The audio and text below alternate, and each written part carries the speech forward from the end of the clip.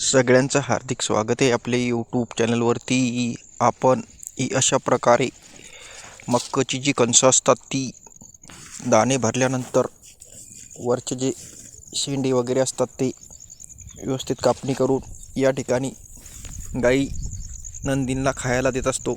कारण हे असं आपण केल्यानंतर मक्का एक चांगले दाणे भरण्यास मदत होते. त्याचबरोबर मोकळी हवा मक्केमध्ये खेळण्यास मदत होते.